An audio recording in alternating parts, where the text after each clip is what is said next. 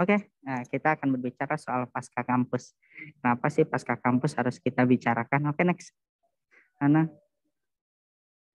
Ya, jadi sebelumnya saya perkenalkan diri dulu. Nama saya Ervan Kurniawan. Ya, saya oke sip. Nah, saya saat ini aktivitas sebagai edukator ya, baik dalam bentuk digital platform, kemudian maupun secara langsung ya, baik itu sekolah Lampang Rango maupun di ranah-ranah yang lainnya. Dan juga aktif di organisasi. Kenapa saya selalu ikut organisasi? Karena ternyata organisasi itu menumbuhkan banyak manfaat ya. Apalagi jika kita bisa bersama dengan para organisator yang lainnya. Biasa organisator itu punya ide-ide yang kreatif. Sehingga ketika adanya yang namanya ide kreatif, ini bisa menumbuhkan kita untuk kreatif juga. Jadi banyak hal yang saya dapatkan ketika berorganisasi, termasuk setelah menjadi alumni. Saya bergabung dengan Ikatan Alumni Universitas Negeri Jakarta untuk sama-sama membangun bagaimana UNJ ini agar bisa menjadi lebih baik lagi. Nah, saya tinggal di domisili di Tebet ya, tapi saya tinggalnya di Bogor ya, di Bojonggede. Ini kontak saya dan media sosial saya. Jadi teman-teman semua kalau ada keperluan silakan bisa dikontak ya melalui media sosial maupun kontak saya secara pribadi. Oke, terima kasih. Next. Ya, saya ingin menyampaikan pertama ya, ketika saya mendapatkan yang namanya barakallah fi ilmi. Artinya itu adalah selamat ya. Semoga berkah atas ilmu yang telah didapatkan. Nah, ketika saya mendapatkan ini, saya teringat ya, ketika saya mendapatkan gelar sarjana pendidikan, apa yang harus saya pertanggungjawabkan untuk masyarakat? Nah, saya sudah dididik di kampus selama 4 tahun, kurang lebih 4 tahun lebih ya, 4,5 tahun. Lalu apa yang bisa saya persembahkan untuk masyarakat? Apakah saya hanya menjadi pekerja saja, yaitu hanya ya menunaikan amanah ya untuk mendapatkan uang saja, atau lebih dari itu ya, bahasanya bisa bermanfaat untuk orang banyak. Akhirnya ini jadi tercetus untuk saya. Kenyamanan itu ada ketika saya menjadi mahasiswa. Tapi apakah ketika saya setelah menjadi mahasiswa ini bisa menunaikan kembali amanah saya ketika dulu-dulu untuk menjadi orang yang bermanfaat? Nah, maka ketika saat itu, ketika lulus, saya selalu memikirkan bagaimana bisa menjadi orang yang bermanfaat. Nah, yang saya pikirkan adalah ya langkah pertama untuk mencapai suatu tujuan adalah memutuskan bahwa kita tidak akan tinggal di tempat saat ini. Jadi teman-teman semua, ketika teman-teman semua memutuskan untuk bahasanya hijrah atau berpindah tempat menjadi lebih baik lagi, maka teman-teman semua harus siap untuk mendapatkan satu hal yang baru. Dan mendapatkan satu hal yang baru itu tidak mudah teman-teman semua. Karena apa? Ketika teman-teman semua beranjak ke tempat yang lain, otomatis akan ada adaptasi, kemudian ada skill yang baru, kemudian ada kondisi yang memang nggak pernah kita dapatkan sebelumnya. Kita harus siap dengan hal itu. Biasanya kita sudah nyaman dengan apa yang kita dapatkan saat ini. Dan kita tidak mau untuk keluar dari zona nyaman itu. Ya, maka dari itu langkah pertama untuk keluar dari tempat kita saat ini agar kita bisa menjadi lebih baik lagi atau bisa lebih buruk lagi, ya kita melangkahkan pertama kaki kita ke tempat yang lain dari tempat kita saat ini. Biasanya kan kalau udah nyaman jadi mahasiswa, udah tuh jadi mahasiswa abadi ya. Ya, kayak teman-teman saya tuh, itu bukan mahasiswa lagi, ya dia masuknya ke mahasiswa. Mohon izin ya Bu Wadek 3. Ya, mahasiswa itu adalah mahasiswa sisaan ya. Jadi udah tunai akademiknya, tinggal menyelesaikan tugas akhirnya. Tapi itu belum kelar-kelar teman-teman semua. Karena mereka nyaman jadi mahasiswa. Nah, silakan teman-teman semua pilih mau nyaman jadi mahasiswa atau tidak. Nah, tujuan kita masuk ke kampus itu kan ya kita nggak usah muluk-muluk lah, memang banyak yang kita dapatkan, tapi kan ketika masuk kampus otomatis kita harus keluar dari kampus. Keluarnya hanya 2 pilihan, mau jalur yang baik kita mendapatkan ijazah, atau jalur yang buruk yaitu di drop out dari kampus ya. Tinggal pilih teman-teman semua, baik panitia maupun peserta ya. Oke, jadi Yang saya ingin tekankan ke teman-teman semua, ayo kita sama-sama melangkahkan kaki kita. Kita beranjak untuk menjadi pribadi yang lebih baik lagi. Memang nggak ada jaminan kita akan menjadi lebih baik lagi. Ya, bisa jadi kita akan menjadi lebih buruk lagi. Tapi yang namanya kehidupan, ayo kita sama-sama fight. Ayo sama-sama kita berjuang. Ayo sama-sama kita berproses. Karena dengan berjuang, berproses, insya Allah kita akan bisa mendapatkan hal yang lebih baik lagi dari apa yang kita miliki saat ini. Jadi langkah pertama dalam pasca kampus ini sulit teman-teman semua. Apalagi terbilang ketika saya lulus dari kampus, saya mau ngapain gitu. Kalau dulu sudah terjadwal ya aktivitas hariannya gitu. Saya hari ini kemana, jam ini kemana, ini kemana. Tapi ketika sudah pasca kampus bingung mau jadi apa, mau ngapain dan sebagainya. Gitu. Jadi akan sulit ketika kita mendapatkan satu hal yang baru. Oke, ini teman-teman semua pembuka dari saya. Semoga kita semua bisa melangkahkan kaki kita. Ya, yang pertama, minimal pertama dulu aja. Nanti balik lagi atau enggak, silahkan. Yang penting kita sudah melangkahkan kaki pertama untuk mencapai tujuan kita. Ya, dengan cara apa? Ya, ayo kita tidak akan tinggal di tempat kita saat ini. Oke, next. Ya, jadi setelah kita selanjutnya,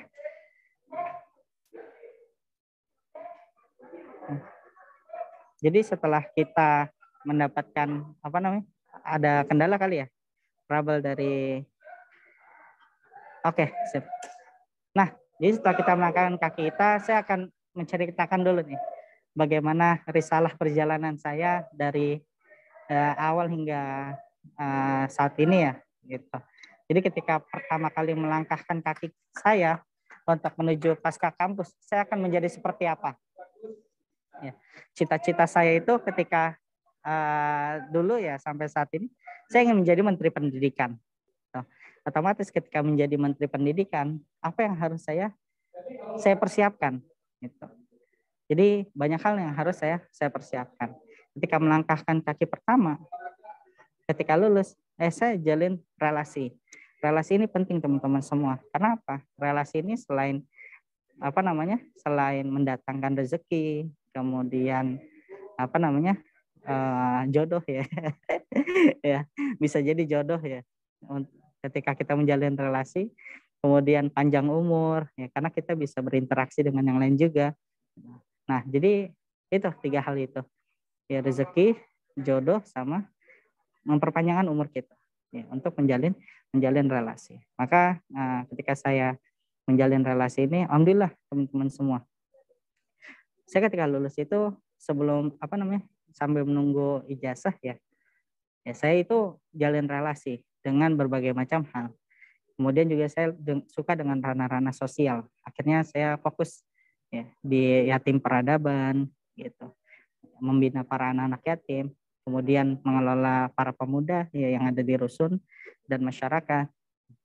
Kemudian ketika ada bencana saya aktif ya untuk galang kemanusiaan. Sehingga ketika hal ini saya lakukan, ternyata ada orang ya yang saya kenal, sosok yang luar biasa menceritakan apa yang saya lakukan. Yang lain pada sibuk mencari kerja. Saya enggak, teman-teman semua. Yang lain pada sibuk cari kerja, saya sibuk mencari kebermanfaatan. Meskipun pendapatan itu nggak bisa kita pungkirin ya, kita butuh gitu. Tapi kan nggak segala-galanya. Nah, maka dipenuhilah ya kebutuhan kita. Gitu. Saya selalu berdoa bagaimana saya bekerja itu tidak dihabiskan untuk pekerjaan dan menghabiskan segala tenaga saya. Tapi saya berdoa bagaimana kehadiran saya ini bisa bermanfaat bagi orang lain. Akhirnya alhamdulillah ya ketika saat itu saya dipanggil teman-teman semua. Ada yang suka nonton bioskop? XX1? Suka banget. Oke, suka ya. Ya, teman-teman semua ada suka nonton bioskop ya. Gitu. Jadi saya dipanggil sama yang punya bioskop. XX1 teman-teman semua. Saya dipanggil sama direkturnya ke ruangannya gitu. Beliau orang Amerika teman-teman semua. Jadi saya dipanggil tuh menghadap. Saya nggak pernah ketemu sama beliau. Tuh, saya dipanggil, hadap tuh. Van, dibilang gitu. Van, selamat ya atas kelulusannya menjadi sarjana gitu. Nah, lalu sharing-sharing itu sama beliau, sharing-sharing. Setelah sharing, akhirnya saya ditanya sama beliau, langkah kamu selanjutnya apa, Van? Saya bilang gitu, mohon izin Pak, saya mau lanjut studi. Gitu. Kemudian saya mau keluar negeri. Gitu. Untuk apa? Untuk mengenyam pendidikan. Oke, pada saat itu untuk sampai ke sana kamu perlu apa? Gitu. Saya mau pergi ke kampung Inggris Pak. Makanya saya ya English course di Pare gitu untuk latihan speaking ya, pembiasaan. Akhirnya saya mau berangkat tuh ke Pare. Tapi sebelum itu ketemu beliau. Akhirnya saya dikasih uang teman-teman semua 15 juta. Untuk apa? Untuk course di Pare gitu. Jadi untuk kursus di Pare saya langsung dikasih uang sama beliau 15 juta. Padahal pada saat itu saya modal PD aja teman-teman semua. Ya, datang ke situ. Nah, saya ditawarin juga teman-teman semua sama beliau. Kan kamu mau megang restoran nggak? Gitu. Ini saya ada restoran, silakan kamu kelola. Saya bilang, mohon maaf Pak, saya mau mengenyam pendidikan lanjut dulu. Mumpung saya masih fresh dan saya punya cita-cita Pak. Akhirnya apa? Akhirnya ya udah gitu. Saya dibiayain tuh untuk ke Pare 15 juta ya, oleh direktur tersebut. Ya. Setelah saya hampir seminggu di Pare, saya dikontak lagi sama beliau. Van, ini ada rekan saya. Ya, beliau orang Amerika lagi stay di Jakarta. Saya lagi di Pare teman-teman semua. Dikontak sama beliau lagi stay di Jakarta. Itu untuk ketemu dengan saya. Ya, kita MOU, bahasanya pengen menuntaskan impian saya gitu. Nah, beliau menyarankan saya kuliah di Amerika pada saat itu. Akhirnya saya bilang, Pak, mohon maaf Pak, saya mau kursus lagi gitu. Maksudnya mau fokus untuk menyelesaikan dulu di sini mengenai kekurangan-kekurangan saya dalam hal speaking. Akhirnya ya udah saya lanjut kursus. Enggak tahunya benar-benar lagi-lagi rezeki Allah, bukan mohon maaf ya, di saat semua berduka. Nah, ternyata ada pandemi gitu. Pandemi COVID-19. Sehingga apa? Ini nggak jadi. Yang pergi ke luar negeri. Oke, gitu. Kalau nggak jadi nggak apa-apa gitu. Yang penting ya udah saya selesai kursus. Ya, itu nggak lama teman-teman semua. Harusnya 3 bulan, saya cuma 2 bulan. Dua pekan di sana. Karena langsung pandemi COVID. Ya udah, saya balik ke Jakarta. Keliling dulu lah, biasa anak muda ya, backpacker. Ya, keliling ke Malang, ke Surabaya, ke Madura, Semarang, Jogja. Ya, sekitar sebulan lah di luar. Langsung saya kembali ke Jakarta. Ketika Jakarta, next step yang harus saya lakukan apa? Ternyata nggak sesuai dengan plan saya. Ya, ternyata takdir Allah itu berkata lain. Tapi saya percaya bahwasanya takdir Allah itu selalu menenteramkan penduduk buminya.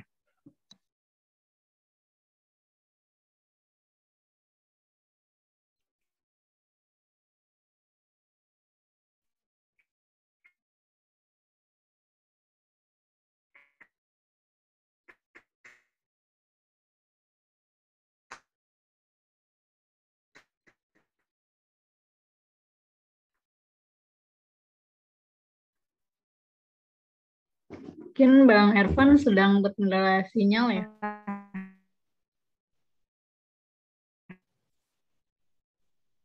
Halo.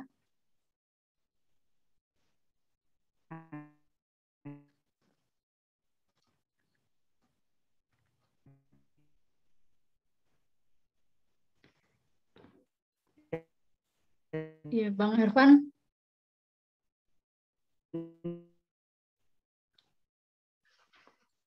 Oke, sepertinya ada kendala sinyal dari Bang Ervan. Mungkin bisa kita tunggu sebentar gitu ya, teman-teman semua.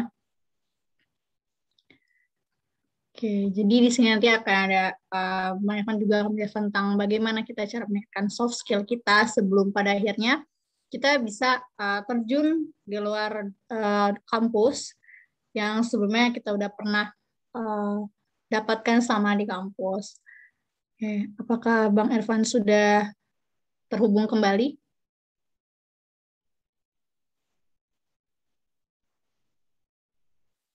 Ya, teman-teman semua, mohon maaf nih. Ya, Oke.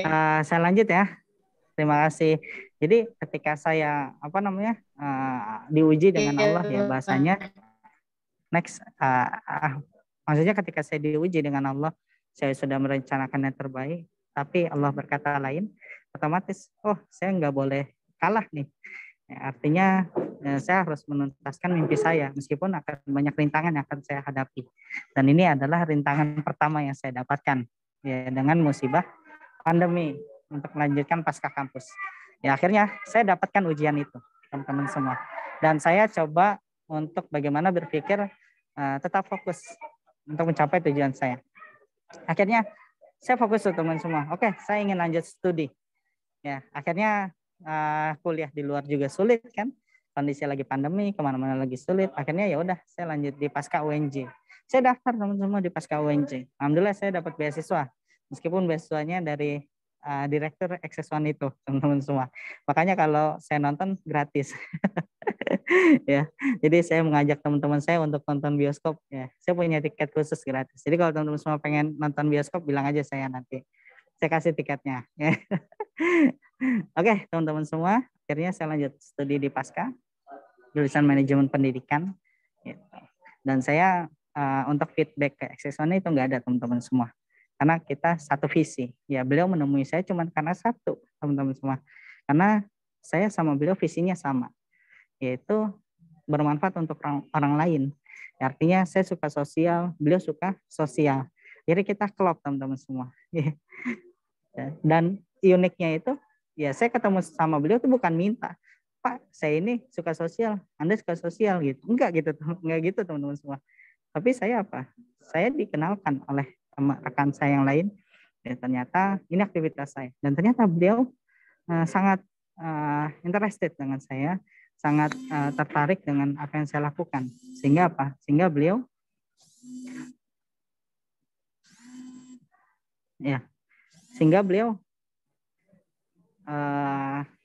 mencoba untuk menemui saya. Akhirnya saya ketemu sama beliau. Nah, itu kisah saya, teman-teman semua, kenapa saya bisa lanjut di Pasca. Kalau ditanya uang dari mana, saya nggak punya uang, teman-teman semua. Ya, tapi saya punya tekad, punya mimpi untuk menuntaskan mimpi-mimpi saya. Gitu. Dan bangkit dari mimpi gitu, dan bangun ya. Kalau mimpi kan hanya tidur, tapi saya coba untuk bangun dan mewujudkannya, merealisasikannya. Kira saya lanjut kemana? Ke semua gitu. Pasca UNJ. Nah, setelah saya pasca UNJ, akhirnya saya coba untuk menjalankan profesi apa nih yang saya lakukan. Gitu. Nah, lagi-lagi teman-teman semua, karena saya suka sosial, suka dengan masyarakat, akhirnya saya ditelepon, teman-teman semua. Ditelepon oleh ketua yayasan. Untuk apa? Untuk menjadi kepala sekolah. Ini jadi berat, teman-teman semua. Kenapa? Karena usia saya cuma 24 tahun. Usia saya baru 24 tahun. Ya, ini saya lagi kedatangan kepala staf presiden, teman-teman semua, sama anggota dewan. Jadi lagi rame di lokasi. Nah, teman-teman semua, jadi saya coba menekuni profesi. Saya suka dengan pendidikan, saya suka dengan pengelolaan pendidikan. Akhirnya saya ditelepon oleh ketua yayasan. Kaget saya, Van, gini, siap gak Van jadi kepala sekolah? Kayak contoh misalkan Ayu Yuliani, ya coba Ayu Yuliani, ya panitia ya, ketika ditelepon sama ketua yayasan atau siapapun itu, disuruh jadi kepala sekolah, mau nggak? Dadakan ya. Ya.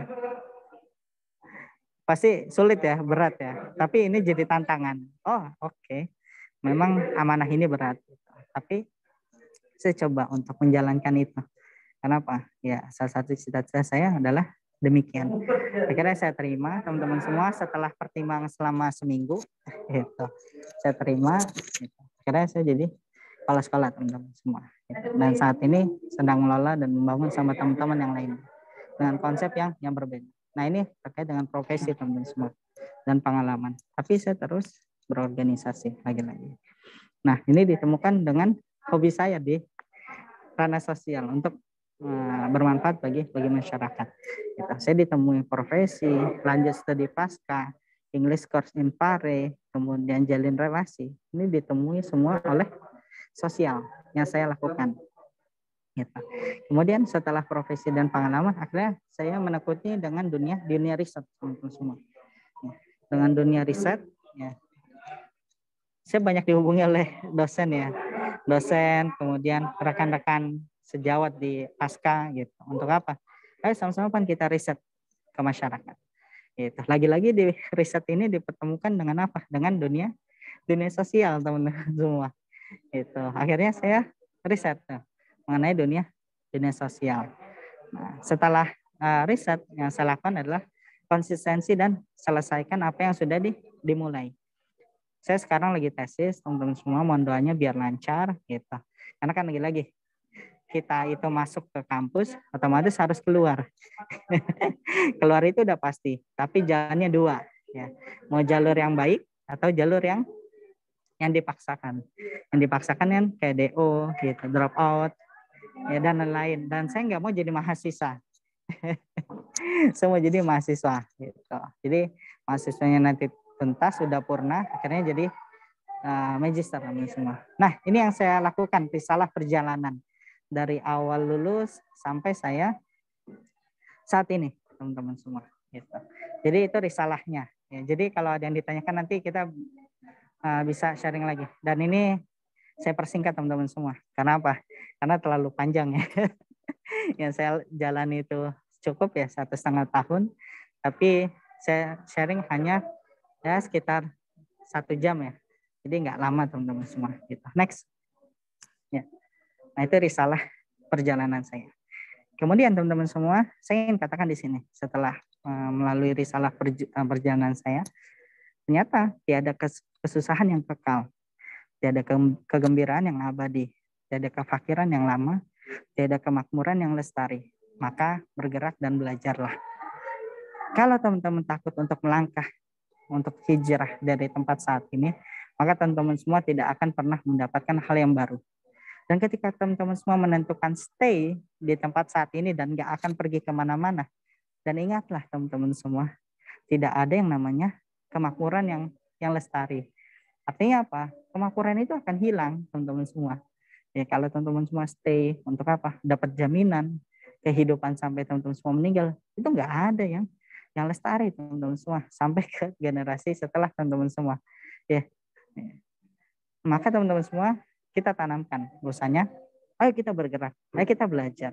Karena apa? Tidak ada kesusahan yang kekal, tidak ada kesusahan yang kekal. Artinya teman-teman semua, kalau teman-teman semua dapat ujian di depan, ketika teman-teman semua beranjak, bergerak, kemudian belajar ya, dari proses yang teman-teman lalui, maka kesusahan itu akan hilang. Gitu. Kesusahan itu akan hilang. Ya. Karena apa? Kita sudah dijanjikan teman-teman semua, setiap ujian yang datang, solusi itu udah berdampingan. Solusi itu udah berdampingan. Sebentar ya, teman-teman semua.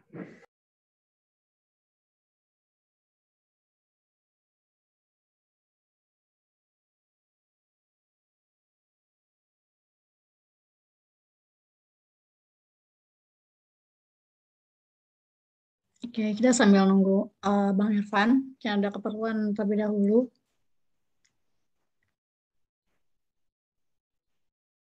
Oke.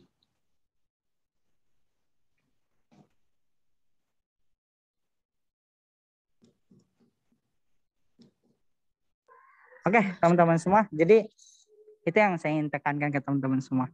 Nggak ada yang namanya kesusahan yang kekal. Kalau teman-teman semua takut ujian itu datang, rintangan itu datang, maka teman-teman semua cemen. Teman-teman semua nggak gentleman. Ya.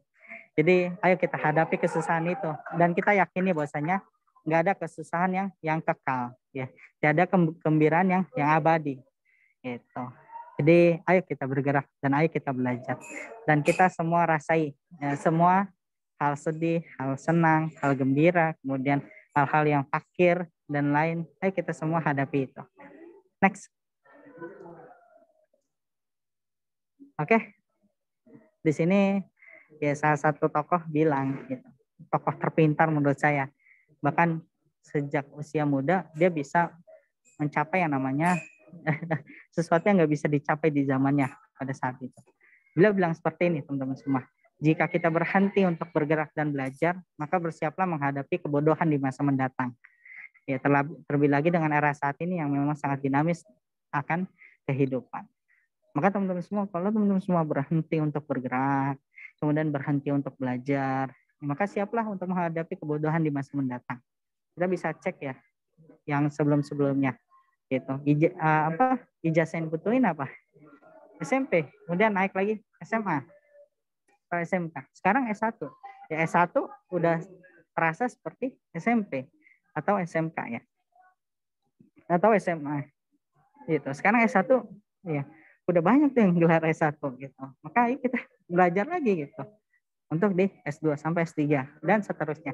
Jadi kita jangan pernah berhenti untuk belajar. Karena orang yang belajar itu akan bisa fleksibel terhadap apa? Terhadap kebutuhan zaman. Gitu. Saat ini saya sedang belajar teknologi, belajar IT, belajar tentang yang dibutuhkan saat ini. Sehingga apa? Saya bisa fleksibel gitu. Akhirnya ketika kita bisa fleksibel sesuai dengan menghadapi tantangan zaman, kita akan diterima dimanapun teman-teman semua. Oke, next. Next. Oke. Nah, teman-teman semua, ada beberapa hal yang harus kita pahami, teman-teman semua. Ternyata dalam kehidupan itu, kita bisa diterima itu ada beberapa hal. Kalau tadi saya diterima oleh Direktur XX1, ini karena apa? Karena ya beberapa hal, teman-teman semua. Pertama karena leadership, kemudian karena organisasi, lalu berikutnya emotional intelligence, ya, lalu berikutnya ada communication yang oke, gitu. Sama terakhir ada teamwork. Gitu. Itu yang saya coba tekankan di sini. Sama problem solving. Ternyata banyak ya teman-teman semua. Jadi saya dipanggil karena itu, ya, karena skill-skills yang soft skills yang saya dapatkan. Saya dapatkan semua ini di mana di organisasi, teman-teman semua. Ya, saya bisa kenal dengan ranah sosial itu karena organisasi, yaitu Badan Eksekutif Mahasiswa Fakultas Ilmu Pendidikan. Jadi yang pertama kali mengenalkan saya yaitu senior saya, yaitu Kadipta. Kadipta itu dulu Ketua Badan Eksekutif Mahasiswa Fakultas Ilmu Pendidikan, Ketua BEMFIP. Dan di UNIF beliau jadi Wakil Ketua BEM UNJ. Dan saat ini beliau menjadi staf ya di Kemendikbud ya, di Dirjen Pendidikan Tinggi. Jadi beliau sudah jadi di sana dan beliau fokus di bawah menteri. Jadi Pak Nadiem itu, jadi beliau langsung di bawah Pak Nadiem. Kerjaannya keliling Indonesia gitu untuk ke pendidikan tinggi. Gitu. Nah itu beliau yang mengenalkan saya dengan organisasi. Akhirnya apa? Akhirnya saya ikut organisasi itu. Dan saya rasakan teman-teman semua yang pertama itu adalah teamwork. Ya. Bagaimana kita itu bisa sekarang sudah bukan zamannya lagi Maradona ya. Tahu Maradona nggak? Ya, Maradona, kemudian ada Pele kalau di bola ya. Atau ada Superman kalau di hero. Ya. Itu udah nggak zaman lagi tuh teman-teman semua. Kita menjadi orang yang Superman gitu. Semuanya kita bisa. Kita nggak bisa melakukan itu teman-teman semua. Saat ini kita udah bukan zamannya Superman gitu. Tapi kita zamannya adalah super team. Jadi kalau teman-teman semua masih berpikiran, oh saya mau jadi ranking 1, saya menjadi yang terbaik di kelas, saya menjadi terbaik di universitas sampai Indonesia, itu nggak akan kelar-kelar teman-teman semua. Karena apa? Yang jadi terbaik itu berapa? 1 ya, benar gak? Ya. Tapi kalau kita menjadi yang bermanfaat, semua orang punya kesempatan. Gitu. Jadi teman-teman semua, ya ini yang dinamakan teamwork. Kalau sampai saat ini kita berpikiran, oh kita cemburu dengan teman kita yang lebih baik, lebih pintar dari kita, itu salah teman-teman semua. Otomatis, ya kita harus kerja tim, gitu. Teamwork, kerjasama. Karena apa? Kerjasama ini dibutuhkan. Setiap orang memiliki keunikan masing-masing. Mungkin kalau ada yang dari jurusan pendidikan khusus, ya kita tahulah terkait dengan different-able, ya, difabel. Ya, artinya kemampuan yang lain. Setiap orang memiliki kemampuannya masing-masing. Nah, kalau kita bisa mengelaborasikan kemampuan tersebut, ini akan menjadi satu hal yang luar biasa. Peradaban itu nggak hanya dibangun oleh satu orang. Bahkan ketika dia namanya the golden age ya, di masa di zaman pertengahan, di abad pertengahan yang dibangun oleh Ibnu Sina dan kawan-kawan gitu. itu dibangun bukan hanya oleh mereka gitu, tapi tim. Gitu. Ada yang ahli kedokteran, ada yang ahli filsafat, ada yang ahli matematika dan lain. Itu dibangun oleh tim. Gitu. Sehingga teman-teman semua, ayo kita sama-sama teamwork ini penting. Gitu. Lalu komunikasi. Komunikasi ini penting juga teman-teman semua. Berkaitan dengan penerimaan. Coba nih, saya cek ya dari peserta nih. Ada namanya siapa nih? Diah Ayu. Mana nih Diah Ayu? Sama Nuriana. Ada nggak nih suaranya? Ya. Saya mau tanya nih sama teman-teman semua. Kira-kira kalau teman-teman semua berkomunikasi antara dengan mahasiswa, kemudian dengan Bu Murti gimana? Saya tanya moderator aja nih, Haifa. Kira-kira kalau Haifa ngomong sama siapa? Ayu Yuliani misalkan. Nah, Haifa itu kalau ngomong sama Yuliani santai gak? Ya, emang agak santai gitu. Beda sama Oke, santai. kita komunikasi sama dosen atau wakil dekan. Oke, jadi akan tentu berbeda. Nah, bisa jadi orang yang memang komunikasinya buruk, ya dia nggak bisa menempatkan bagaimana posisi itu ketika dia tempatkan saat itu. Jadi saat itu dia jadi mahasiswa, kemudian komunikasi dengan teman, it's okay dia bisa. Tapi apakah dia bisa komunikasi dengan dosen? Itu belum tentu teman-teman semua. Komunikasi itu penting.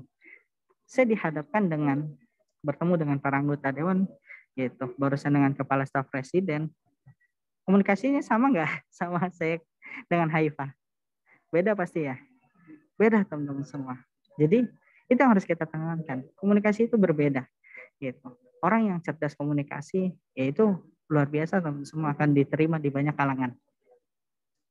Saya berorganisasi walaupun misalkan saya BEM, ya, tapi saya nggak menjadi orang yang dikucilkan di kelas. Ya saya dekat dengan mahasiswa yang kupu-kupu tau nggak? Kuliah pulang gitu. Ada yang namanya kura-kura ya, kuliah rapat. Ada namanya kuda, ya, kuliah dagang. Gitu. Ada yang namanya kunang ya, kuliah nangkring ya. Nangkring tuh nongkrong ya. Gitu. Saya dekat dengan semua yang ada gitu. Sehingga apa? Sehingga saya diterima di semua kalangan. Meskipun tetap ada yang nggak menerimanya. Itu nggak bisa kita pungkiri teman-teman semua. Tapi setidaknya komunikasi kita bagus. Makanya ketika di IKUNJ, kata alumni UNJ, saya kenal dengan yang mudanya, saya kenal dengan yang tuanya, apalagi yang senior banget, sampai ke yang tengah-tengah. Itu saya akrab dengan semuanya. Karena apa? Komunikasinya baik. Gitu. Nah ini komunikasi. Nah kemudian ada time management. Kalau saya memaknainya bukan time management ya teman-teman semua. Karena kalau waktu itu diatur susah ya. Jadi waktu itu cuma berapa? 24 jam. Ya, 24 jam. Jadi kalau mau ditambahin 28 jam itu nggak bisa. Kalau bisa ditambahin, saya mau ditambahin. Karena kurang ya waktu 24 jam itu. Ya, misalkan buat main FF ya, main Mobile Legend. Buat nonton drakor gitu, itu kurang biasanya. Bagi yang suka dengan hal itu. Ya, ketika kita menjalankan satu hal yang suka, itu pasti menghabiskan waktu. Gitu. Nah, apalagi saya suka dengan sosial, itu biasanya waktunya cepet banget. Apalagi dengan riset ya, kok cepet banget waktu gitu. Sedangkan timeline kita butuh banyak. Gitu. Saya kalau asik untuk nulis jurnal, nulis apapun itu, saya akan stay di laptop sampai 24 jam, sampai hari-hari berikutnya. Gitu. Makanya kemarin saya tumbang tuh, tiba-tiba sakit langsung dibawa ke IGD. Karena saya depan laptop terus kerjaannya pada saat itu. Jadi itu ya. Jadi kalau waktu time management itu sulit untuk diatur. Kalau saya biasanya namanya self management gitu. Jadi manajemen diri. Nah, ini penting terkait dengan manajemen diri. Teman-teman semua, bagaimana teman-teman semua bisa membagi satu hal dengan lain, ya bukan hanya urusan duniawi aja, tapi pasca duniawi itu harus teman-teman semua tunaikan juga. Nah, itu berkaitan dengan time management. Lalu berikutnya ada problem solving, ya, bagaimana pemecahan masalah. Nah, banyak teman-teman semua sampai ke bawah terkait dengan skills, gitu. Jadi skills yang kita butuhkan itu sangatlah banyak. Nah, saya dipertemukan oleh direktur XX1 itu karena apa? Ya tadi teman-teman semua. Karena ranah sosial, kemudian sehingga itu banyak elemen yang saya, soft skill yang saya dapatkan. Ada teamwork, ada komunikasi, kemudian ada time management, kemudian ada problem solving ya. Bagaimana kalau teman-teman semua di masyarakat ya. Masyarakat tuh riuh banget. Kalau dibilang mereka susah, it's okay, mohon maaf ya teman-teman semua, mereka membutuhkan. Gitu. Tapi ketika mereka membutuhkan, mereka nggak berbagi. Coba teman-teman semua taruh makanan nih, set, pasti habis tuh. Dan ada yang dapat, ada yang enggak. Gitu. Contoh misalkan Vita ya, kalau dikasih makanan satu piring sama Hana sama Haifa, gitu. Oh ternyata Vita itu dapatnya 2/4 gitu. Lalu berikutnya Hana ya dapatnya 1/4. Ya Haifa dapat 1/4. Gitu. Bisa berebut tuh. Dan masyarakat juga begitu teman-teman semua. Nah, makanya yang kita lakukan, kita itu bukan memberikan masyarakat itu sebagai anak ayam ya. Artinya dikasih makan terus. Enggak teman-teman semua. Ya, kalau kayak gitu nggak akan mandirinya. Yang kita lakukan adalah bagaimana dari masyarakat itu kita berdayakan. Ya, bagaimana mereka bisa mandiri, mereka bisa berdaya sehingga apa? Sehingga bisa berjuang bersama dengan kita. Gitu. Jadi itu yang harus kita tekankan. Nah itu saya belajar dari sosial. Nah sampai ke hal yang terakhir. Nah kemudian yang poin 10 ini menarik teman-teman semua. Ada yang namanya stress management. Saya mendapatkan satu nasihat dari rekan saya. Beliau bilang begini, seseorang dapat dikatakan sudah bermujahadah. Mujahadah itu artinya bersungguh-sungguh. Seseorang dapat dikatakan sudah bersungguh-sungguh jika dia sudah mencapai yang namanya stres atau mengalami kesetresan. Kok bisa bilang begitu gitu? Orang bersungguh-sungguh itu indikatornya stres. Ya, dia bilang gitu sama teman saya. Kok bisa begitu gitu? Akhirnya saya refleksi diri. Oh iya juga ya. Jadi kalau kita misalkan gini, Vita ya. Vita sekarang kelas 4 gitu. Oh Vita belajar sungguh-sungguh supaya menjadi yang terbaik. Terus tiba-tiba Vita mau ngomong harus ikut yang namanya OSN ya. OSN lomba perlombaan tingkat nasional contoh misalkan. Haifa, Vita stres ya untuk belajar itu? Nah, Iya Bang. Oke, stres ya. Karena apa? Karena mikirin saingannya seluruh Indonesia. Ada misalkan 5 juta. Ya masa gue mau jadi yang terbaik gini-gini aja gitu. Artinya Vita harus bersungguh-sungguh. Ketika belajar 24 jam, 24 jam, kok hidup saya begini doang gitu. Untuk belajar pasti akan menghadapi stres itu Vita. Termasuk saya sendiri ya. Saya nulis jurnal, kemudian upload dan sebagainya. Udah nunggu 2 minggu ya, sebulan. Tiba-tiba jurnal saya di reject teman-teman semua. Kesel gak? Kesel. Gitu. Udah bikin capek-capek kan. Tiba-tiba di reject. Di rejectnya sederhana teman-teman semua. Karena satu hal, itu receh banget kesalahannya. Akhirnya ini jadi pembelajaran buat saya. Sehingga saya menulis lagi. Cari publisher yang lain gitu. Jadi stress management ini penting. Jangan sampai Vita ya ketika tes, ternyata nggak sesuai ya, harusnya peringkat 1 malah jadi peringkat 100. Ya. Akhirnya Vita itu bunuh diri. Aduh, kasih banget. Ya. Jadi stress management itu penting. Ini soft skill yang kita butuhkan teman-teman semua.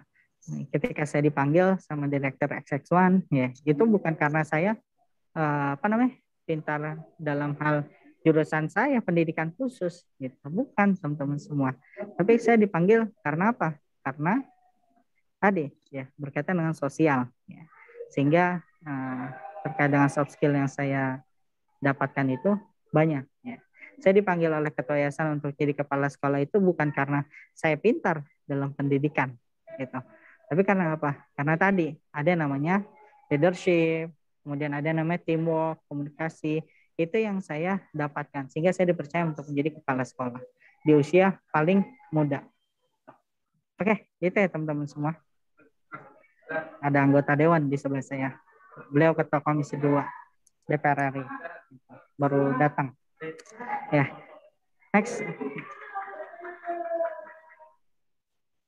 Nah, teman-teman semua, setelah teman-teman semua tahu soft skill itu apa dan sebagainya, nah yang jadi persoalan itu bagaimana kita bisa mengembangkan potensi kita, gitu. Bagaimana soft skill itu bisa kita kembangkan. Nah di sini teman-teman semua, kalau teman-teman semua mau mengembangkan potensi, maka yang harus dilakukan itu eksplorasi. Eksplorasi ini apa sih? Nah, saya mau tanya nih ke Hana ya. Hana kira-kira, Hana tahu nggak sih cita-citanya apa saat ini?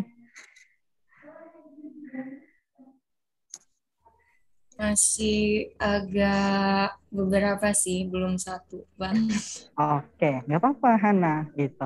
Jadi kalau Hana belum tahu terkait dengan cita-citanya, maka Hana harus ngapain? Nyari.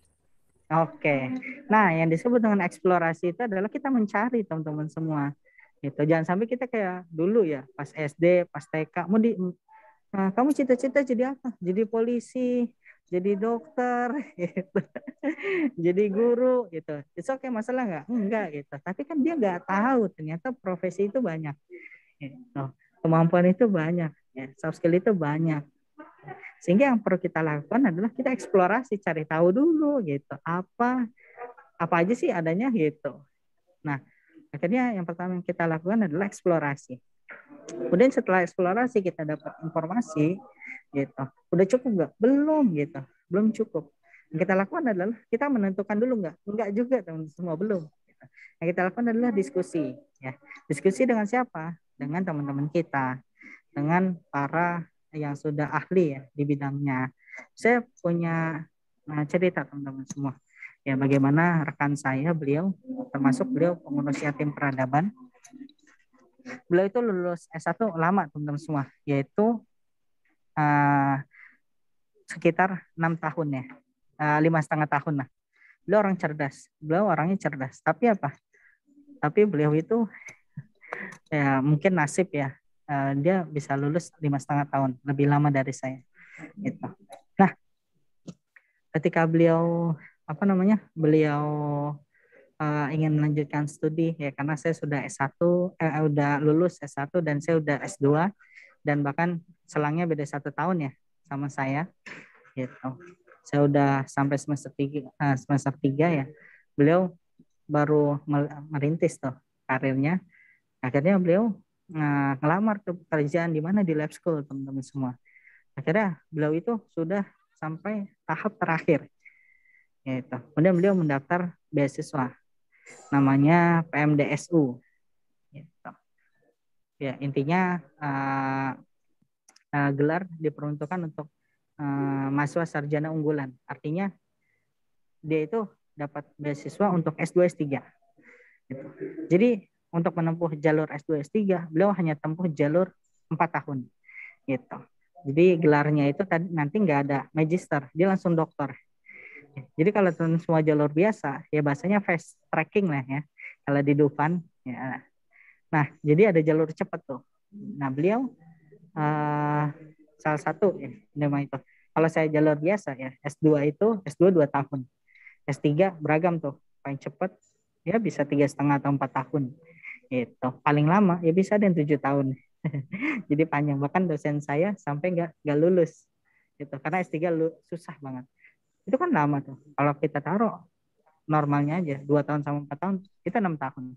Nah, beasiswa PMDSU ini dia hanya butuh waktu 4 tahun untuk menuntaskan S2 sama S3. Jadi fast tracking. Cepet banget tuh jalur cepet lah. Nah, kira teman saya galau tuh. Ya, beliau PMDSU, kemudian beliau juga uh, mau diterima di lab school. Ya, karena teman-teman semua kalau kerja di lab school mah gede banget gajinya. Baru masuk aja bisa 8 juta ya sebulan. Itu untuk fresh graduate itu gede banget. Ya, nanti teman-teman semua akan merasakan sendiri bagaimana di pasca kampus. Itu pilihan berat gitu. Kemudian beliau juga tampil di berbagai macam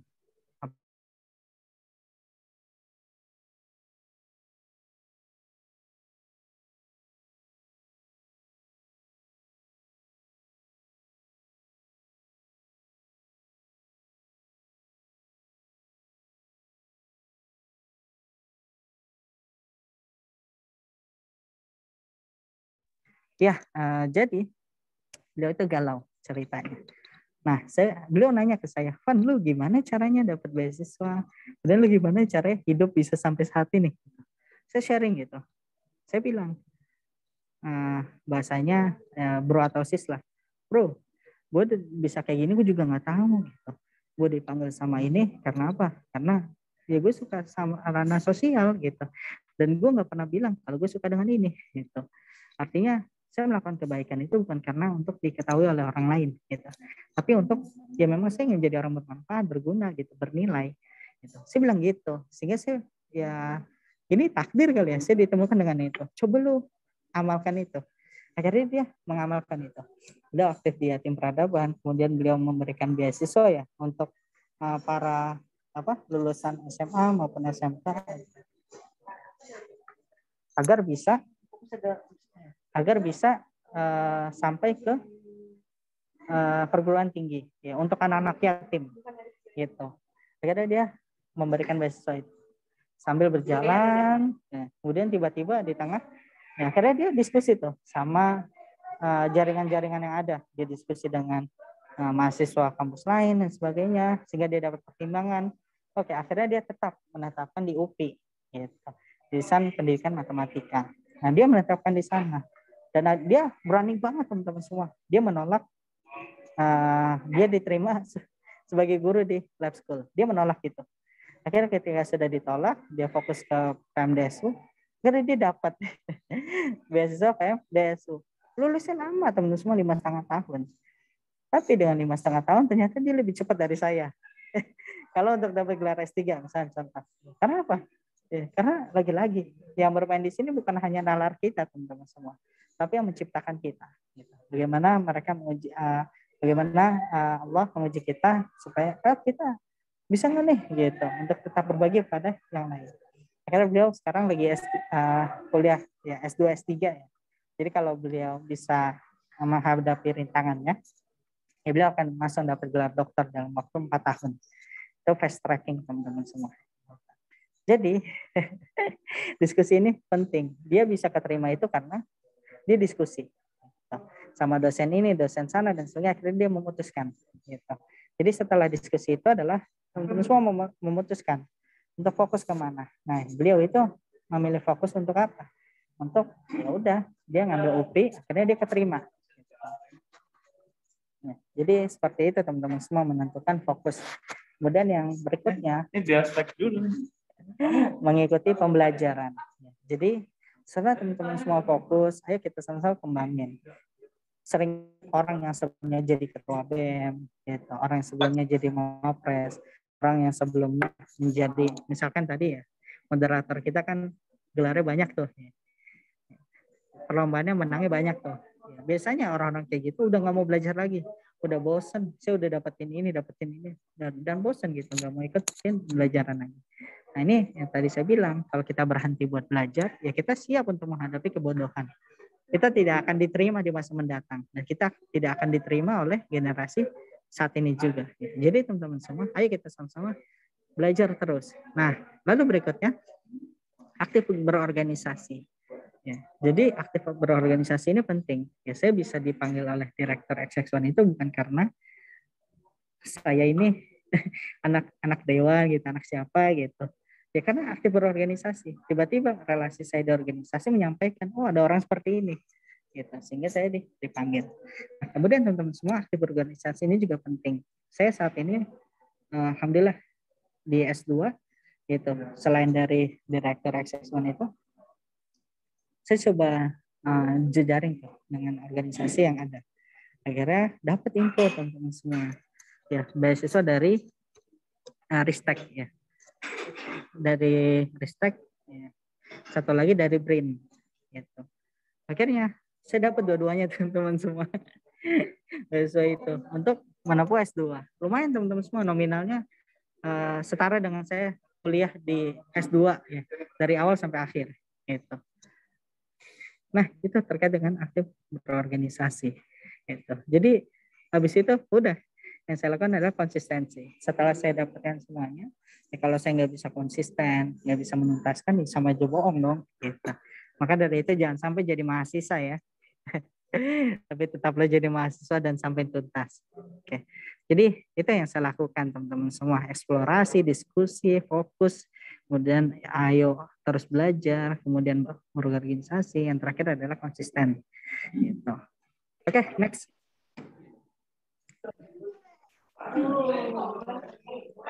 Selanjutnya. Ya. Nah, ini saya ingin menceritakan sebuah kisah teman-teman semua, bagaimana kondisi saya saat ini. Jadi teman-teman semua, keraguan teman-teman semua ketika pasca kampus itu akan luar biasa. Ya, kalau teman-teman semua saat ini jadi mahasiswa pengennya lulus, nah orang yang lulus tuh pengennya jadi mahasiswa. Itu. Kenapa sih begitu? Karena beban moral teman-teman semua. Apalagi lulus sarjana gitu. Sarjana itu kan tanggung jawabannya besar. Gitu. Seringkali orang sarjana itu ya mereka galau. Dia akan menunjukkan seperti apa ke depannya. Nah, makanya 2 pilihan tuh teman-teman semua.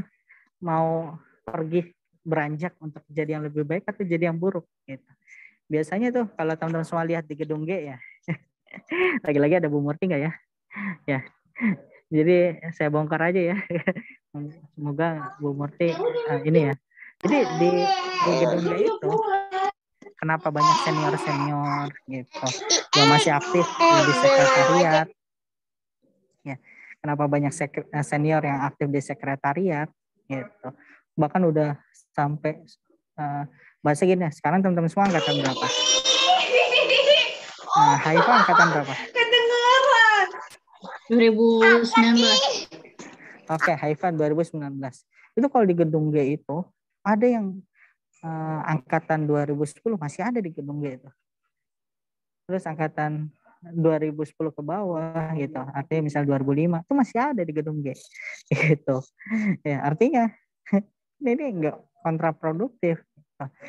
Karena apa? Tadi lagi-lagi mereka nggak bisa beranjak gitu, untuk menuju ke tempat yang lain. Gitu. Otomatis teman-teman semua, nah ini kuncinya. Kita harus ayo sama-sama melangkahkan kaki kita. Nah, saya memang bukan kalangan dari orang tua saya itu bukan pendidik teman-teman semua, bukan guru, bukan memang orang yang concern di bidang akademisi, gitu, akademik maupun organisasi. Saya nggak punya keturunan itu. Gitu. Jadi yang pertama saya tekankan di sini adalah ya memang kita nggak bisa request nih kita keturunan siapa namanya anaknya Raffi Ahmad, Rafathar ya. Kalau kita jadi Rafathar kan dia jadi anak sultan tuh. Ya bahkan ada celotehan ya. Gaji kita sebagai guru seumur hidup dengan gajinya Rafathar ya selama sebulan itu masih gedean gajinya Rafathar. Kita ditakdirkan bukan menjadi anak sultan ya. Sehingga apa? Sehingga ini mempengaruhi akhir enggak teman-teman semua. Ya, jadi ya kita nggak bisa meminta kita dilahirkan seperti apa. Tapi kita bisa menjadi seperti apa yang kita inginkan. Kita nggak bisa ya lahir sesuai dengan keinginan kita. Lahir dari keluarga ningrat, keluarga sultan, anak presiden, kita nggak bisa memilih itu. Tapi kita bisa menentukan apa yang kita cita-citakan, apa yang kita gariskan dari saat ini. Gitu. Jadi teman-teman semua, itu yang pertama yang saya tekankan mengenai kisah saya. Ya risalah perjuangan saya pasca kampus itu. Kemudian teman-teman semua, setelah kita sadar akan hal itu, otomatis ya kita akan belajar. Lagi-lagi teman-teman semua, ya ini almarhum mama saya ya. Beliau bilang gini, Van, kamu itu harus peringkat 3 besar gitu. Peringkat 1, 2, 3. Kalau enggak mama lelepin di bak di ember atau di kamar mandi lah yang bisa dilelepin tuh. Saya takut teman-teman semua ketika mendengar itu. Jadi ini yang jadi saya pegangan saya walaupun mama saya udah meninggal ya. Tapi itu yang selalu ada di ingatan saya. Kamu harus pendidikan sampai pendidikan setinggi-tingginya, Van, gitu. Entah kondisi apapun itu. Nah, ini yang saya pegang teman-teman semua. Sampai saat ini saya takut dilelepin di ember gitu. Makanya ketika lihat bak, lihat ember, ya, itu saya trauma tuh. Jadi saya langsung, ayo belajar lagi gitu. Jadi teman-teman semua, kalau teman-teman semua ingin menjadi orang sukses gitu, Ayo kita sama-sama coba cari satu hal yang bikin semangat untuk kita. Jadi terutama dari orang yang paling berharga. Jadi teman-teman semua, ya kalau punya orang tua, gitu, cobalah ngobrol. Nah itu akan jadi nasihat teman-teman semua. Saya selalu bertemu dengan ayah saya. Saya memang besar bukan dari kalangan keluarga ya bahasanya. Saya tuh dulu SMP, SMA, sekolahnya di Jakarta. Tapi saya tinggalnya di Bogor. Gitu. Jadi saya berangkat tuh naik kereta pulang pergi.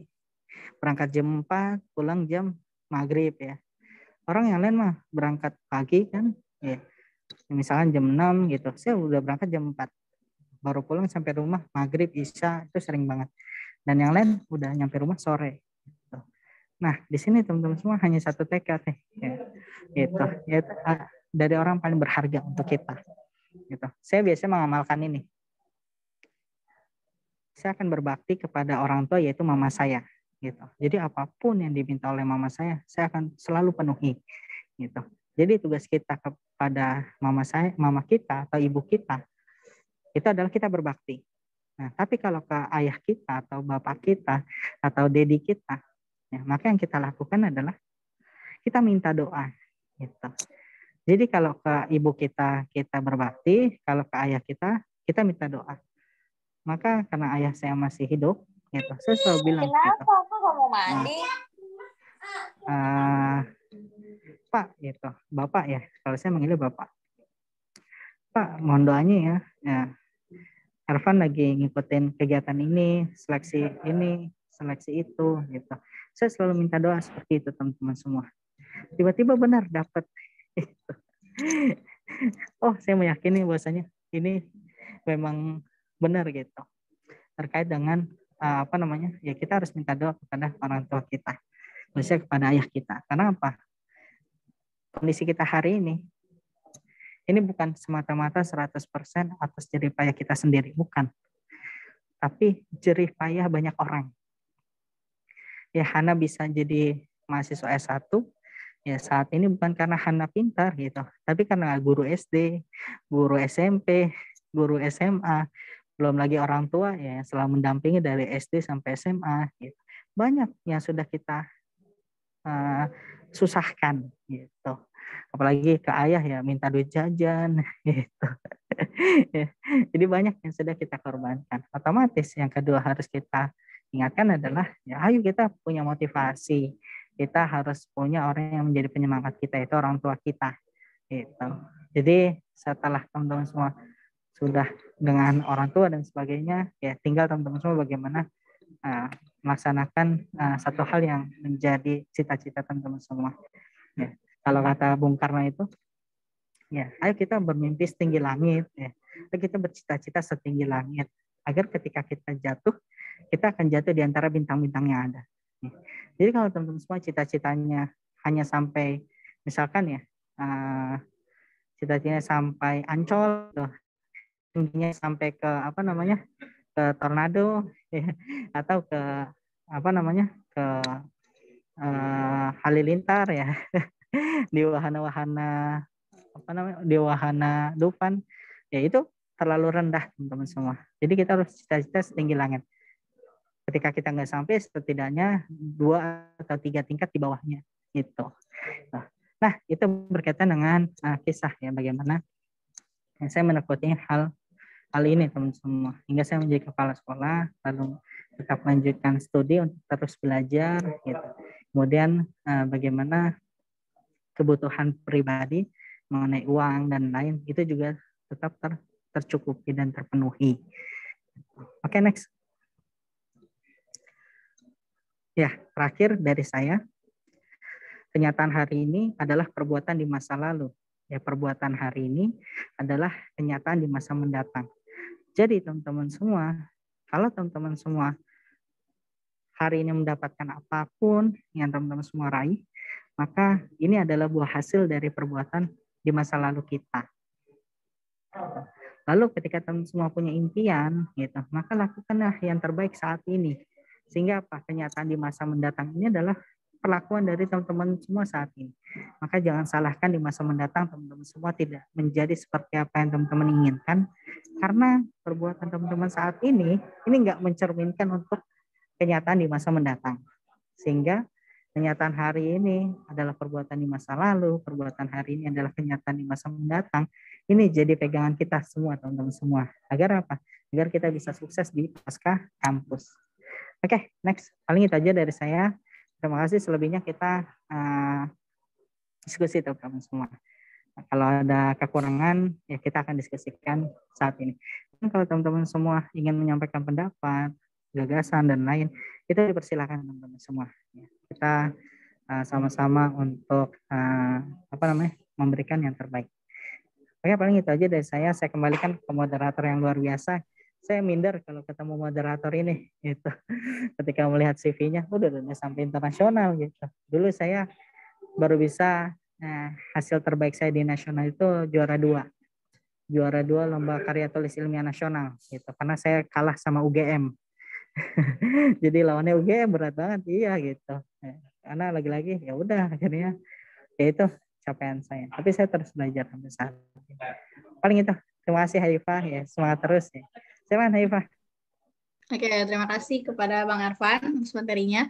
Mungkin dari teman-teman peserta nih ada yang penasaran, ada yang mau diskusi sekarang, boleh ada yang atau ditanyakan, boleh langsung aja di raise hand, open mic-nya, atau mau melalui kolom chat Zoom. Mungkin untuk pertanyaan ini saya buka 3 pertanyaan ya pada Bang Arfan. Oke, mungkin dari teman-teman ada yang ingin bertanya?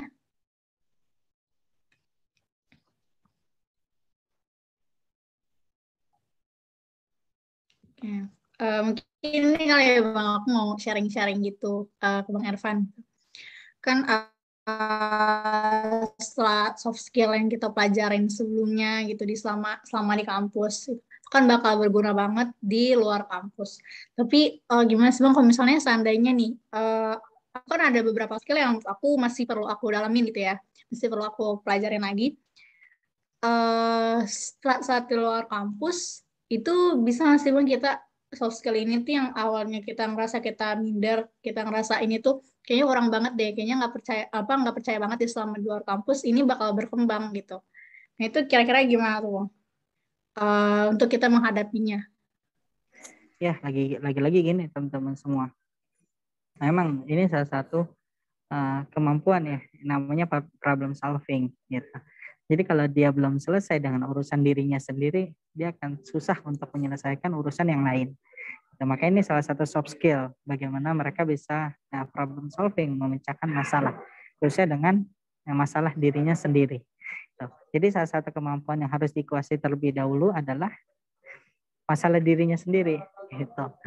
Ya, bagaimana dia bisa percaya dengan orang lain kalau dia nggak bisa percaya dengan dirinya sendiri? Ini sulit tuh teman semua. Gitu. Ya. Bagaimana dia bisa percaya orang lain atau dipercaya orang lain kalau dia nggak percaya dengan dirinya sendiri? Otomatis yang harus dia lakukan adalah percaya diri dulu, gitu, optimis dengan apa yang dia dapatkan saat ini. Meskipun tanda kutip ya, dia juga harus bisa memperhitungkan resiko-resikonya. Yang tadi saya bilang, ya, bagaimana teman saya, rekan saya, dia berani menghadapi resiko. Dia menolak kerja di lab school, gitu. Otomatis dia apa? Ya bisa aja nggak dapat beasiswa itu. Semua penuh resiko. Jadi pertama yang harus ditekankan adalah tadi dia harus menyelesaikan urusan dengan dirinya sendiri dulu. Buat bagaimana percaya diri. Nah, bagaimana cara membangun kepercayaan diri? Itu banyak teman-teman semua. Ya, membangun kepercayaan diri. Yang berdasarkan hasil riset ya dari the book of apa gitu dari lembaga riset Amerika, saya lupa. Intinya pertama kali ketakutan diri yang paling tinggi itu adalah ya berbicara di depan umum, kemudian dia punya yang namanya fobia dan lain, itu banyak gitu, sehingga menyebabkan itu kurang percaya diri. Dulu saya orang yang takut berbicara di depan umum teman-teman semua. Saya dulu mencalonkan diri sebagai ketua angkatan Fakultas Ilmu Pendidikan gitu. Nah pada saat itu, sekarang total mahasiswa tahun 2020 berapa? Tahu nggak? FIP Jangan bilang nggak ada yang tahu nih. 2019 berapa? Aifa tahu nggak? Enggak, Nggak tahu. Bang, kurang tahu. Oke. Jadi itu bisa dicek ya. Setahu saya tuh sekitar 900-an gitu. Atau ya mentok-mentok sekarang 1000 ya masuk Fakultas Ilmu Pendidikan dari satu angkatannya. Paling banyak siapa? PGSD. PGSD paling banyak ya. Bahkan ketua BEM FIP sekarang dari PGSD gitu. Dulu saya nyalon ketua BEM Fakultas Ilmu Pendidikan ya. Kalahnya sama PGSD. Jadi semua prodi saya menang, suara PGSD masuk. Set. Nah, langsung jadi kebalap tuh. Karena satu angkatannya dia bisa sampai 270 mahasiswa. Sedangkan saya, ya kita misalnya di apa namanya di BK ya itu paling mahasiswa cuma 70 gitu, 80, jadi kejompang. Nah, ketika saat itu saya mencalonkan diri sebagai ketua angkatan Fakultas Ilmu Pendidikan. Jumlahnya berapa? 1.200. Banyak gak? Banyak. Karena pada saat itu masih digabung dengan psikologi. Jadi psikologi itu belum jadi fakultas. Ya. Saya calonkan diri, terus ngomong di depan gimana teman-teman? Keringetan, bercucuran gitu. Wah, luar biasa bercucuran. Akhirnya saya grogi gitu, bagaimana mimpin yel-yel gitu. Ngadunya sama fakultas lain ya. Teman-teman tahu sendiri bagaimana FIK ya. Aduh, FIK pede banget gitu. Fakultas solid banget. Terus bagaimana dengan teknik, gitu, MIPA, itu fakultas-fakultas keren untuk maba pada saat itu. Euforianya dapat lah. Ya. Nah, di situ saya akhirnya berpikir, oh ternyata saya harus percaya diri nih. Untuk apa? Bisa berbicara di depan umum. Maka yang saya lakukan adalah saya belajar untuk semua. Bayangin aja di motor saya belajar gitu. Sambutan gitu. Ngomong di depan umum, ngomong sendiri di motor. Kayak orang gila deh. Gitu. Terus pas lampu merah kan ini ya, apa namanya? Kan nggak terhalang oleh angin ya. Akhirnya sebelah saya tuh ngedenger nih orang gila, sampai saya dianggap gila teman-teman semua ngomong sendiri di motor. Gitu. Untuk latihan berbicara di depan umum. Gitu. Nah, itu teman-teman semua. Jadi teman-teman semua harus bisa pecahkan. Dan hari itu, apa namanya? Dan pada saat itu, saya udah nggak punya masalah lagi dengan berhadapan dengan public speaking ya, atau berbicara di depan umum. Karena saya udah latihan, kemudian sudah coaching juga sama senior yang memang ahli dalam bidangnya, gitu. Tutor sebaya juga sama. Akhirnya saya bisa melalui hal itu. Ketika saya sudah selesai, ya otomatis ya saya enak tuh kemana-mana sampai bermanfaat saat ini. Gitu. Pede aja kalau ngomong, apalagi suruh presentasi ya, lancar banget. Gitu. Dibandingkan yang lain. Ini salah satu penting ya komunikasi. Ketika berhadapan dengan direktur, gitu, anggota dewan, terus pengajuan program, ya, itu udah nggak canggung lagi, udah nggak cemas terhadap diri sendiri. Jadi tuntaskan tentang masalah diri. Nah, kalau sudah selesai dengan masalah dirinya, kita sama-sama lihat, gitu. Lihat bagaimana potensi di masa depan. Dengan apa? Dengan riset. Saya baru tahu teman-teman semua, ya kenapa sih orang digital marketing itu butuh analisis yang luar biasa berkaitan dengan data. Kenapa dia bisa banjir order? Saya nggak pernah tahu tuh bagaimana kemauan dari orang saat ini tuh maunya apa gitu, produknya apa, makanannya apa, minumannya apa, sampai ke riset-riset yang lainnya. Terus saya nggak tahu gitu, bagaimana jumlah pengguna Tokopedia, gitu, Shopee dan lain gitu. Nah itu butuh riset teman-teman semua. Karena itu ya lagi-lagi membaca itu adalah membuka cakrawala kita. Ya maka ketika saat ini kita pengen pede dengan apa? Dengan kemampuan kita saat ini kita baca. Apakah skills ini dibutuhkan di abad 21 atau enggak? Gitu. Jadi dengan membaca kita akan dapat skills. Nah, lalu bagaimana kalau skills yang kita miliki saat ini nggak sesuai atau nggak relevan dengan kebutuhan di masa mendatang? Nah, namanya skills itu nggak ada ruginya, teman-teman semua. Teman-teman semua jago dalam time management, kemudian dalam hal detail, dalam hal yang memang hal-hal yang lain yang teman-teman kuasai, itu nggak akan ada yang rugi. Malah itu akan kepegang terus. Tapi skills kita juga harus diupdate. apalagi dengan saat ini desain dan sebagainya. Itu teman-teman akan menemukan itu. Jadi ayo kita update skills kita. Yuk pembelajaran aja diupdate, masa kita nggak update? Gitu. Jadi jangan takut, ya, jangan khawatir skills yang kita lakukan saat ini di masa mendatang itu kepake atau enggak. Itu pasti kepake teman-teman, walaupun persentasenya nggak banyak. Tapi yang harus kita lakukan adalah ayo kita update skills. Ya kita lihat, baca literatur dan sebagainya. Apa sih yang dibutuhkan skills di masa depan, gitu. Di skills di masa mendatang. Banyak caranya teman-teman semua. Ya. Kalau dulu dalam penelitian ya dalam mahasiswa nih asik ya bicara soal mahasiswa nih. Penelitian itu kan dulu kuantitatif mulu atau kualitatif aja. Sekarang berkembang teman-teman semua, ada mixed method ya. Ada kuanti dan kuali. Terus berkembang lagi ya. Penelitian nggak harus dari penelitian kita sendiri ya. Kalau teman-teman semua buat jurnal ada yang namanya bibliometrik, bagaimana kita bisa meneliti dari penelitian orang lain. Jadi penelitian banyak kita teliti gitu. Jadi berkembang. Nah itu paling Haifa. Bagaimana kita bisa percaya diri, ya, selesaikan dulu dengan dirinya. Lalu kita perbanyak baca literatur, selalu update skills, ya, jangan pernah puas terhadap capaian kita saat ini. Itu Haifa. Oke, terima kasih Bang Elvan. Sebelumnya nih ada pertanyaan melalui kolom chat dari Devrian. Itu pertanyaannya, saya ini kan sedang mengurus bidang komunitas yang berkecimpung di bidang pariwisata kawasan alam. Kami ini menuju Bestia, namun saya ini mengambil jurusan di bidang manajemen pendidikan dan yang ingin saya tanyakan ialah bagaimana saya menyambungkan kejuruan saya dengan yang saya urus di komunitas ini. Terima kasih. Oke, Eva. Ya, itu pertanyaan dari siapa, Eva? Dari peserta nama Devrian. Oke, Devrian ya. Iya, Bang. Ini sekarang sedang mengurus yang namanya bidang pariwisata ya. Oke, Devrian. Kemudian sekarang jurusannya manajemen pendidikan. Bagaimana cara mengintegrasikan antara manajemen pendidikan dengan pariwisata. Nah ini yang saya alami teman-teman semua saat ini. Jadi kalau teman-teman semua mengelola sekolah yang memang non-government, gitu, artinya yang non-pemerintahan atau ya disebut dengan swasta lah. Teman-teman semua akan pusingan dengan bagaimana dana atau keuangan. Gitu. Saya merasakan banget teman-teman semua bagaimana mengelola suatu organisasi. Contoh di BEM lah, ya kita bisa tahu lah dana BEM itu setahun berapa. Bahkan kepanitiaan ini berapa gitu dananya.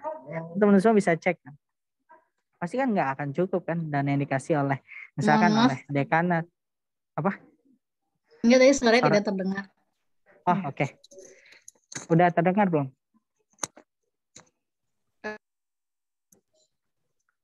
Udah terdengar belum? Sudah ya? Oke. Jadi gini teman-teman semua. Bagaimana cara mengintegrasikan? Apalagi di sekarang saat ini fokus terhadap pariwisata. Sebenarnya kalau dibilang relevan, nggak relevan teman-teman semua. Bahkan saya ini yang nggak pernah saya pelajari gitu. Kebetulan ini S2 lagi progres ya. Jadi dalam mengelola satu hal gitu, itu pasti ada integrasi, ada relevansinya teman-teman semua. Contoh dalam pariwisata. Ya. Saya saat ini mengelola Sekolah Alam Pangrango. Nah ternyata Sekolah Alam Pangrango itu berada di kawasan wisata. Gitu. Nah lalu bagaimana untuk gaji gurunya, kemudian gaji karyawannya. Nah di sisi lain murid itu untuk biayanya ya nggak akan cukup juga untuk biaya itu semua. Jadi bagaimana caranya? Ya, akhirnya yang dilakukan adalah itu coba optimalkan potensi wisata yang ada di sana. Sehingga apa? Sekolah itu kalau Senin sampai Jumat itu jadikan sekolah. Gitu. Tapi kalau Sabtu Minggu ya Jumat sore Sabtu Minggu itu dijadiin villa teman-teman semua. Unik ya, unik. Gitu. Dijadiin villa ya. Jadi Jumat Sabtu Minggu itu dijadikan villa. Untuk apa? Untuk membayar gaji para guru, ya, karyawan yang ada. Gitu. Nah, kalau nggak dari itu dapetnya dari mana? Nah, itu lihat potensinya di mana. Karena itu masuk kawasan wisata, otomatis yang dikelola itu adalah wisata. Gitu. Jadi relevan nggak relevan gitu. Jadi saat ini kalau teman-teman semua mengelola sekolah swasta, itu bukan hanya mengelola bagaimana sekolahnya aja gitu, tapi mengelola hal yang lain, bagaimana support dananya, itu dapatnya dari mana. Ya itu dipikirin teman-teman semua gitu. Beda sama negeri. Kalau negeri kan udah ya, udah dipastikan dapat dana sekian, gaji gurunya sekian, itu udah pasti. Tapi kalau di swasta enggak teman-teman semua. Gitu. Jadi yang harus kita lakukan adalah tadi ya, relevan atau enggak menurut saya relevan. Gitu. Karena namanya berjejaring itu kita nggak akan tahu teman-teman semua. Contoh misalnya gini, teman-teman semua bercita-cita jadi guru, gitu. Tiba-tiba jadi pemimpin perusahaan. Nah, terus relevan gak sih dengan guru, dengan pendidik, relevan gak sih? Ya menurut saya bisa gitu. Teman-teman semua bagaimana jadi pimpinan perusahaan, ya cobalah bukan jadi bos gitu, tapi bagaimana jadi guru. Ya. Jadi teman-teman semua bisa mendidik para karyawan seperti guru gitu. Kayak misalkan ya tukang sapu, kita coba didik bagaimana dia bisa tetap bersih gitu, tetap dengan sesuai dengan etikanya, etika yang baik dan sebagainya. Itu bisa gitu. Ini yang saya lakukan di sini teman-teman semua. Kita bisa menjadi guru dalam kondisi apapun itu, menciptakan situasi yang memang ini sesuai dengan jiwa kita. Kalau saya menjadikan guru itu sebagai jiwa saya gitu. Dimanapun saya berada, saya adalah seorang guru gitu. Nah, ketika saya bukan profesinya secara pekerjaan ya bukan guru, maka di lokasi ataupun dimanapun saya akan membuat situasi itu bagaimana saya bisa mendidik gitu. Jadi itu pertanyaan jawaban yang bisa saya sampaikan. Kalau relevan, menurut saya relevan gitu dalam pengelolaan pendidikan. Karena dalam manajemen pendidikan, kalau saya salah disampaikan aja ya. Kita nggak hanya berpikir bagaimana keterlaksanaan dari pendidikan itu sendiri. Ya banyaklah teori lah berkaitan dengan POAC gitu. POAC ya, sekarang berkembang jadi POAC ya. Ada tambahan evaluasi di akhir, kemudian ada PDCA gitu, dan lain banyak gitu teori-teori terkait dengan manajemen, khususnya manajemen pendidikan. Jadi bukan hanya fungsi kepala sekolah aja, tapi nanti ini bermanfaat dari apa relasinya gitu. Sekolah Lempang Rango ini yang saya kelola, alhamdulillah namanya sudah terdengar di kalangan DPR. Gitu, di Ketua Komisi 7 DPR RI, kemudian bagaimana di DPD, kemudian Kepala Dinas Pendidikan juga sudah berbicara gitu mengenai Sekolah Lempang Rango. Banyak hal-hal itu yang saya relasikan gitu. Saya dapatnya di mana? Di ikatan alumni gitu. Ya. Jadi ketika saya mempertanyakan apa relevansinya antara organisasi yang saya jalani dengan profesi saya gitu. Kalau ditelusuri banyak manfaatnya, banyak relevansinya gitu. Meskipun kita masih nggak sadar dengan hal itu. Itu sih. Jadi insya Allah ke depan mengenai komunitas pariwisata ya ini bisa bermanfaat kok. Apalagi bisa dijadikan sebagai apa? Sekarang pendidikan banyak kok. Ada yang non formal kan? Bagaimana pendidikan tentang pariwisata, jadi tour guide gitu. Jadi hal-hal yang memang atau podcaster ya. Itu bisa dibuat gitu, relevansi. Paling itu Haifah. Terima kasih. Oke, terima kasih atas jawabannya Bang Irfan. Mungkin hal yang tadi bertanya, semoga bisa terjawab ya. Dan ini terakhir dari peserta juga, ada yang udah raise hand, yaitu Kak Cynthia Rizky. Boleh langsung open mic. Ya, baik. Terima kasih Kakak Moderator. Saya izin on kamera.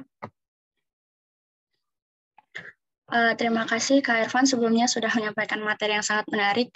Saya Cynthia dari PGSD UNJ ingin bertanya. Saya tertarik saat materi bagian setelah lulus sarjana itu punya beban moral atau beban moral gitu ya. Nah, mungkin bisa diceritakan Kak, karena mungkin kan nanti pasti kita saat lulus punya selain beban impian sendiri, ada juga beban-beban ekspektasi orang terhadap kita setelah lulus dan saat mengemban gelar sarjana seperti itu. Mungkin Kak Irfan bisa sharing bagaimana menghadapi ekspektasi-ekspektasi tersebut ya, khususnya mungkin orang tua atau keluarga terdekat gitu, agar kita bisa tetap maju nih walaupun ekspektasi-ekspektasi orang ke kita tuh tinggi banget, dan mungkin saat kita baru lulus kan tidak semuanya langsung mendapatkan pekerjaan gitu ya, atau mungkin seluas relasinya seperti Kak Irfan gitu ya. Nah, mungkin bisa di-sharing Kak atau cerita bagaimana cara menghadapi ekspektasi-ekspektasi tersebut, menghadapinya. Terima kasih Kak Irfan dan Kakak moderator.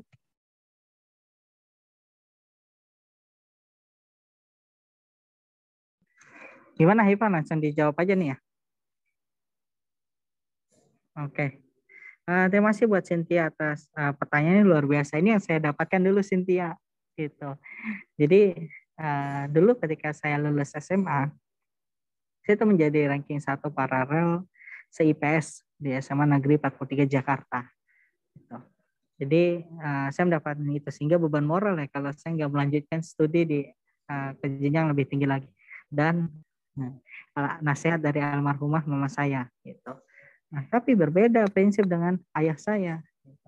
Ayah saya pengennya apa? Ya udah kamu kerja aja, Van. Gitu. Ya. Suruh kerja tuh. Udah langsung ke manajernya langsung, ke HR-nya, human recruitment-nya langsung. Ya udah, akhirnya yang saya lakukan adalah ya namanya tadi yang saya bilang gitu. Kalau ke mama saya, mama kita harus berbakti, ke ayah kita minta doa. Ya saya nggak ingin kan jadi anak durhaka yang nggak didoakan oleh orang tua gitu. Akhirnya apa yang saya lakukan? Ya saya buktikan. Pertama yang saya lakukan adalah saya mewujudkan keinginan dari orang tua saya atau ayah saya. Gitu. Sehingga apa yang saya lakukan adalah ya saya ngikut. Gitu. Ayah saya bilang ya udah kamu kerja. Akhirnya saya kerja. Ya. Setelah lulus SMA itu saya kerja selama 3 bulan part time. Sambil apa? Saya tetap mewujudkan impian saya untuk jadi mahasiswa. Gitu. Akhirnya ketika pengumuman saya keterima sebagai mahasiswa di UNJ gitu, dengan jalur beasiswa dan lain. Akhirnya apa? Akhirnya saya memutuskan untuk nggak kerja. Saya bilang kayak saya gitu. Saya yakinkan kayak saya dengan cara yang baik gitu. Saya kuliah nggak akan minta kepada orang tua gitu. Karena saya udah coba di SMA. Saya tuh SMA nggak pernah minta uang sama ayah saya gitu. Karena saya ingin mandiri. Gitu. Kemudian di SMA juga, di kuliah juga sama. Saya buktikan itu. Akhirnya saya it's fine aja, oke aja gitu.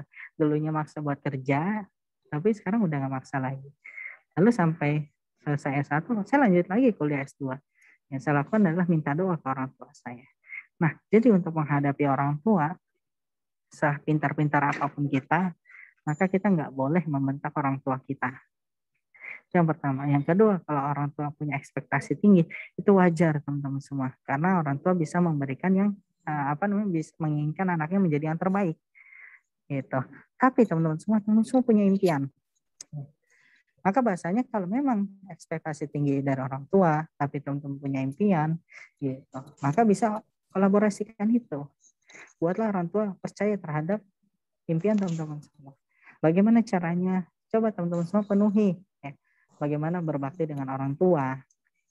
Kemudian yang kedua teman-teman semua, bagaimana teman-teman semua bisa meyakinkan. Ya banyak hal yang bisa meyakinkan. Ya, bisa dengan prestasi teman-teman semua. Ya saya selalu mengabarkan ketika saya mendapatkan satu hal. Contoh misalkan, ya Pak saya mau pergi ke Padang gitu untuk lomba karya tulis ilmiah nasional wakilin UNJ. Dibilang keren nggak keren gitu. Padahal menurut saya, semua orang bisa kok kayak gini. Tapi kita coba mengabarkan hal itu. Menang atau kalah, seenggaknya kan orang tua kita tahu kalau anaknya, aktivitasnya begini loh. Jadi kabarkan semua agenda teman-teman semua ke orang tua. Tapi yang baik-baik ya, hal yang buruk apa ya nggak tahu saya juga. Ya, yang pokoknya yang hal yang produktif, jangan sampai mah saya lagi makan nih, makannya di mana? Di Arion gitu.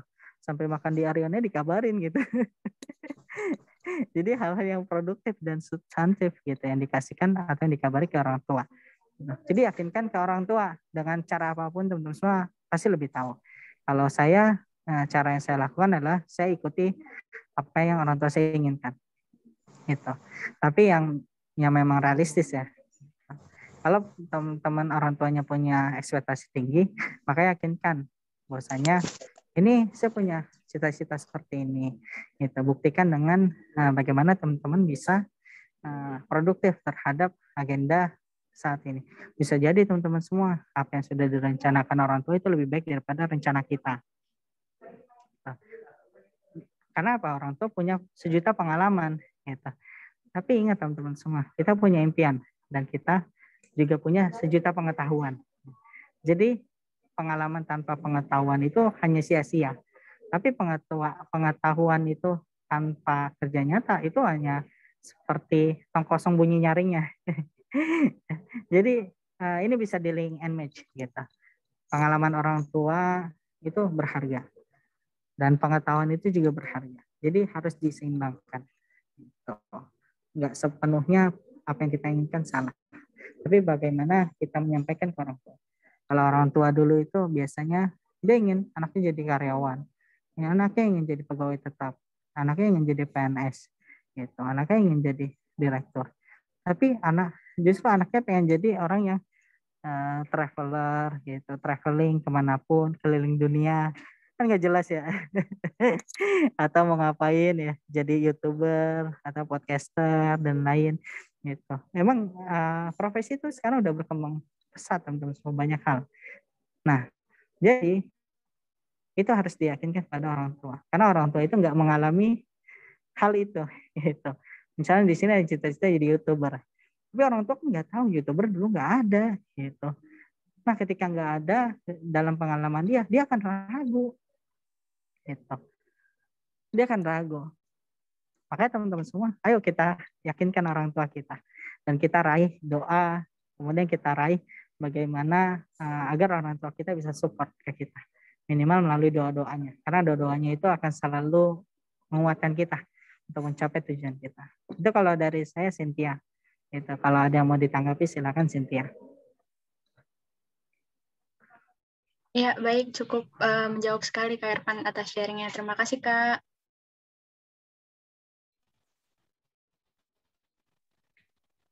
Ya, sama-sama, Haifa.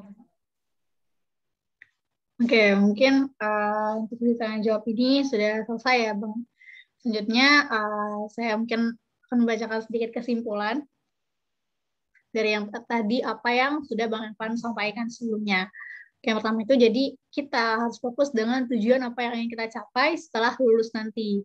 Dan kita nggak usah takut akan ujian yang datang, tapi justru kita harus belajar dan kita harus hadapin itu. Dan terdapat beberapa soft skill yang harus kita tingkatkan. Yang pertama itu ada teamwork atau kerjasama, komunikasi, manajemen waktu atau manajemen diri kita sendiri, pemecahan masalah, kreativitas, pengambilan keputusan, dan juga manajemen stres. Dan kemudian ada mengembangkan potensi diri dengan eksplorasi, diskusi, menentukan fokus dan tujuan kita, mengikuti pembelajarannya, aktif berorganisasi, dan konsistensi. Dan yang terakhir, kita nggak bisa memilih diri kita lahir sesuai dengan keinginan kita, tapi kita bisa menentukan apa yang ingin kita cita-citakan kelak. Oke, mungkin berikutnya adalah penyerahan sertifikat kepada Bang Irfan selaku pembicara. Boleh untuk kakak-kakak teknisi.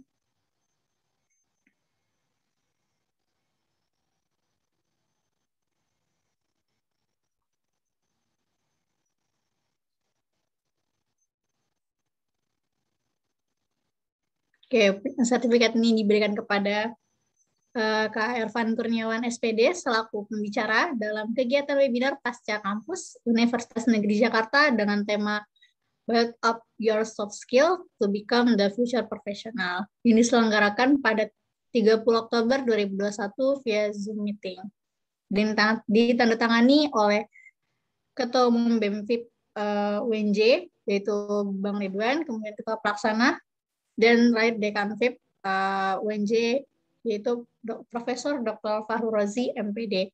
Mohon diterima ya Bang Irfan sertifikatnya. Oke, terima kasih Haifa dan teman-teman BEM-FIP serta Mas Fakul pendidikan.